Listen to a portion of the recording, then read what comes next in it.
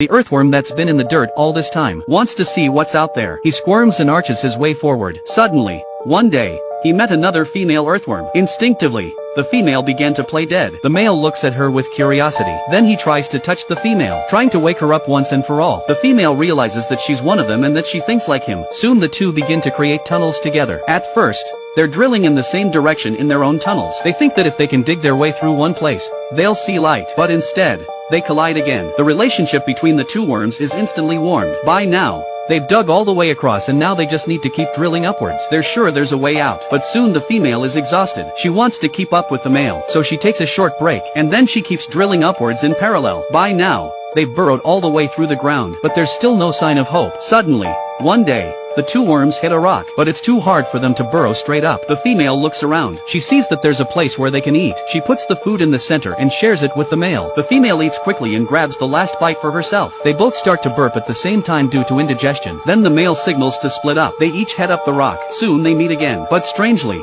the soil above is too hard. The rocks are stomped down, but they don't break through the soil above them. The two worms look at each other, panting with exhaustion. Then the female suggests going up the right side, but the male says it should be easier on the left. She complains that he's been through so much. He's still as stubborn as ever. She says she's negotiating, but she's always doing what he says. This time he's going his own way. The male ignores him. He insisted on going to the left, and so they went their separate ways. But they believe they will meet again one day, so they drilled ahead as fast as they could. One day, the male worm broke through the earth and rolled down to a small mound. A snail crawls slowly towards him, and on the other side, the female earthworm breaks through the last layer of mud. A gust of wind and sand blew by. He feels the warmth of the sun. He sees mountains and lakes in the distance. The world is so big. He was so small. Their backs were facing each other, but their destinies are very different. The female worm had never seen such a huge bird with wings. She didn't know she was his prey. The toucan looks at her and then bites her head off. The female screams. The earthworm hears it and runs to the other side of the mound. It watched as the bird ate the struggling female. At this moment,